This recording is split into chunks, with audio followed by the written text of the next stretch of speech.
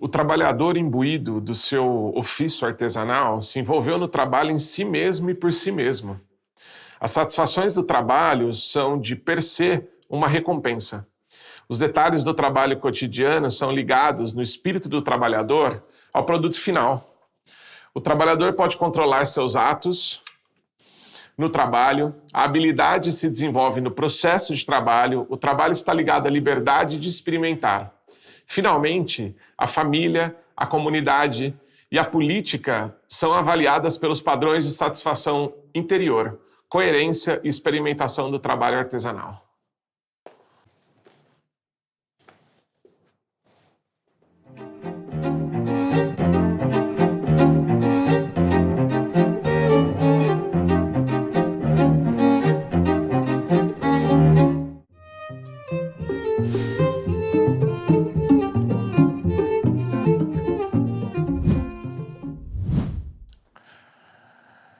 Abre aspas, eu odeio a ideia de ócio criativo.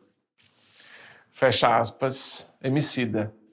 O Emicida disse essa frase numa entrevista durante o programa dele, onde ele acusava uma sociedade que alimentava a superprodução. Essa ideia de que eu tenho um valor social se eu tiver com energia, motivado para fazer as coisas funcionarem o máximo que eu puder e estar em constante ação, movimento, produzindo e fazendo as coisas acontecer. Essa ciência que investiga a motivação, ela tem origem lá desde Maslow, Herzberg, recentemente Daniel Pink falou disso, um monte de gente está preocupado, principalmente na estrutura do capital, do quão motivado a gente está em fazer uma atividade acontecer ou não. Um pensador húngaro, o Mihaly Csikszentmihalyi, escreveu um conceito que ele chama de estado de flow. Esta condição que a gente entra, não de relaxamento em si, mas quando a gente encontra um espaço de desafio com uma habilidade compatível em fazer as coisas acontecer e ser motivado. O Emicida odeia a ideia, mas foi o Domenico De Masi, sociólogo italiano, que criou a ideia do ócio criativo, ou pelo menos popularizou ela num livro que carrega o mesmo nome. O fato é que a ideia de motivação coloca a gente numa tensão, num espaço muito específico na condição de liderança. De um lado, tem o espaço do ócio, e por que não da preguiça, onde eu não quero fazer as coisas ou não tenho motivação para fazê-las. Mas no outro também tem o espaço da hiperação, onde eu preciso o tempo todo estar produzindo, senão isso é um sinal de desmotivação, seja em mim ou no time. Nessa perspectiva em que eu tenho o extremo do ócio, da preguiça, e na outra, onde mora a hiperação, que a gente tem um caminho ou uma arena de investigação para o solo.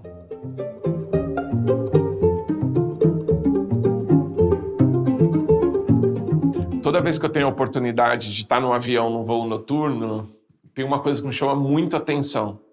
A expressão dos comissários quando tem alguma solicitação ou algo sai fora do lugar. Até o momento de recepção do avião, onde nitidamente eles tiveram um dia de trabalho super tenso, com muito trabalho, horas de voo, mas o sorriso está ali estampado no rosto, demonstrando a ideia de alguém muito motivado. Na condição da liderança, me parece que essa expressão acontece da mesma maneira.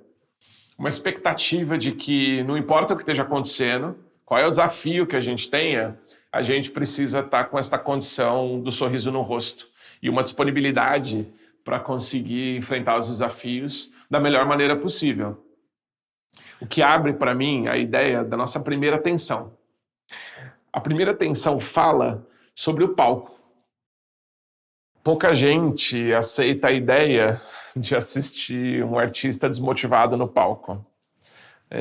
Também não é muito comum essa história da gente ter um líder que está numa condição de palco, de espelhamento, desmotivado.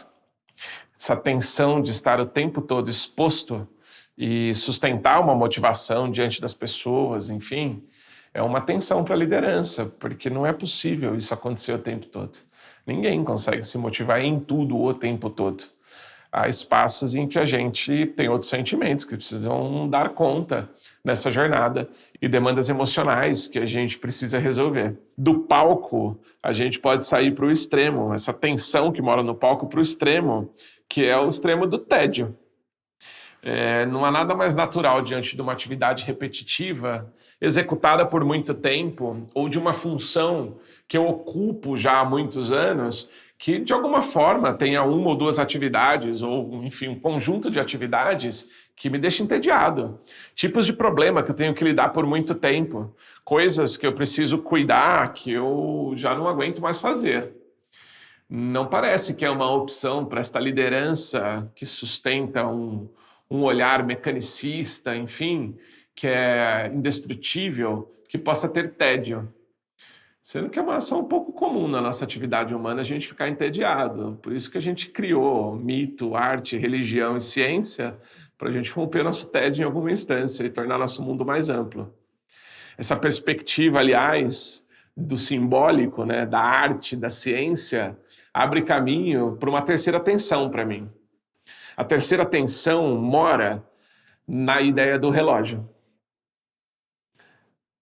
O elogio da liderança que mais funciona passa muito por esta ideia de uma liderança hiperprodutiva, que lida melhor com a sua experiência de tempo. Quanto melhor é o meu jeito de administrar o tempo, não só meu, mas da equipe da organização ou daquilo que eu estou promovendo, melhor é a possibilidade da minha liderança ser aceita. Um maestro que não controla bem o tempo de um espetáculo pode ter um problema, tal como um coach no treino dos atletas igual. E é nessa perspectiva, nesse espaço que coloca o líder no extremo, no ócio e na preguiça, na preocupação com o ócio e a preguiça, e na outra, com a hiperação e a hiperprodutividade que está em movimento o tempo todo, que a gente encontra essas três tensões. A tensão do palco, a tensão do relógio e a tensão do tédio. E é nessa arena que a liderança é desafiada a construir novas respostas e construir outras possibilidades.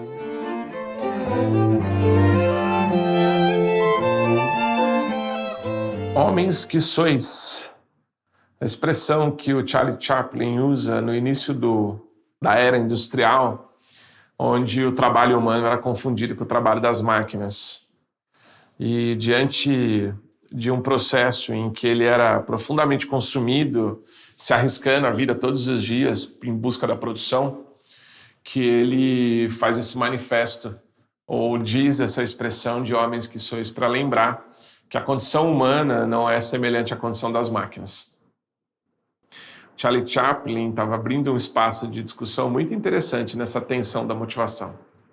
Nesses extremos onde o ócio e a preguiça têm um lugar de expressão, e no outro, que a hiperatividade ou a hiperação também tem a sua aparição nesse ambiente de tensões todos, surge um caminho muito interessante e humano que surgiu desde a nossa ideia de construção de cultura.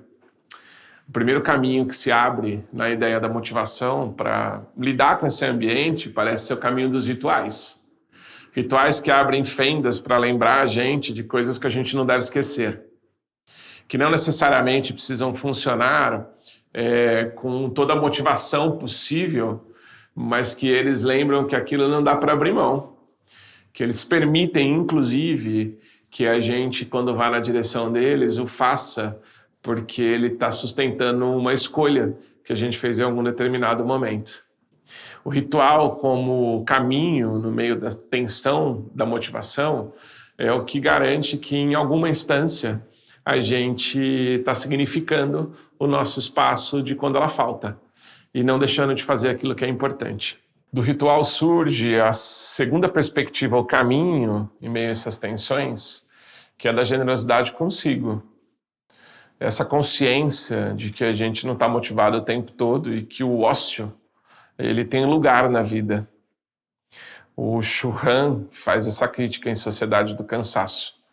Uma geração de gente cansada, em que a generosidade de compreender que sois homens, ou que a gente está numa condição que é uma condição da impossibilidade da motivação em todo tempo, essa necessidade de autocompaixão parece fundamental. E por último, numa terceira possibilidade, a gente encontra a ideia do silêncio. Silenciar a si para conseguir, primeiro dentro da alma e depois trabalhar isso como desejo de estar motivado o tempo inteiro, de aprender que a gente, no silêncio, descobre o espaço de atravessar o tédio, de saber que é importante a pausa, que a parada é tão importante quanto estar em movimento, que a gente silenciar e escutar aquilo que mais nos dá vontade de fazer é tão importante quanto sair fazendo as coisas ou ficar deitado no sofá num dia de domingo.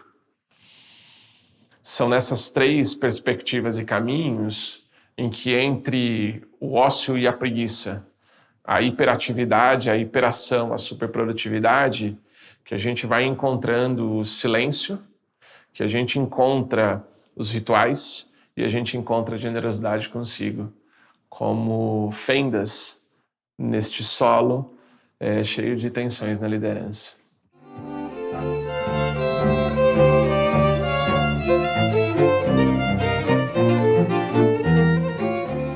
E é nessa perspectiva, nos espaços e terrenos que desafiam a liderança, cheio de tensões sobre motivação, que a gente encontra caminhos que passam pelo silêncio, a generosidade consigo mesmo, a autocompaixão e estabelecer rituais para conseguir lidar melhor com essas tensões ou conviver melhor com elas. E isso também é solo para a liderança, num mundo em que tudo muda o tempo todo.